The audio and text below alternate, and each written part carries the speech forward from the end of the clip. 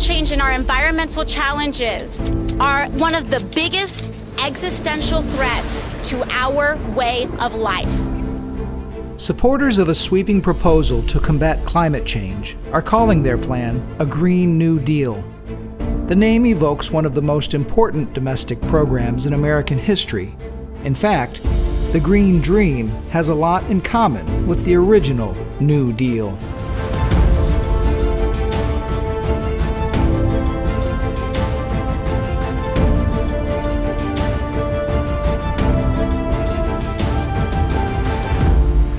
I pledge myself to a new deal for the American people. When Franklin Roosevelt accepted the Democratic nomination for president in 1932, the country was mired in the greatest economic depression in its history. Thousands of banks went belly up. Millions were put out of work. For countless citizens, the American dream had gone bust. 6 months later, the new president proposed a set of federal programs designed to restore hope and get the country working again. He dubbed it the New Deal. And just like the Green New Deal, many of FDR's programs emphasized the sustainable use of natural resources. There were programs to bring electrical power to isolated rural areas in the United States. Projects that focused on flood control, power generation, and environmental stewardship in the Tennessee Valley. And initiatives to battle the Dust Bowl by planting trees to prevent erosion on the Great Plains.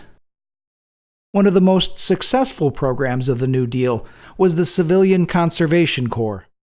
During the 1930s, the CCC employed more than 3 million young men in what today's New Dealers might consider green jobs, building roads, bridging streams, and beautifying America's parks for future generations.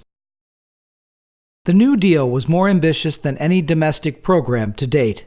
It didn't break the Depression altogether, but in less than a decade, it changed the face of America and laid the foundation for success in World War II and the prosperity of the post-war era that followed.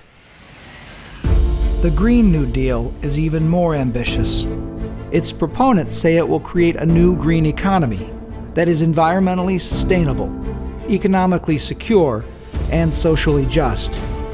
To succeed will require an effort on a scale and scope that dwarf the first New Deal. It's a tall order, to be sure, but the stakes could not be higher.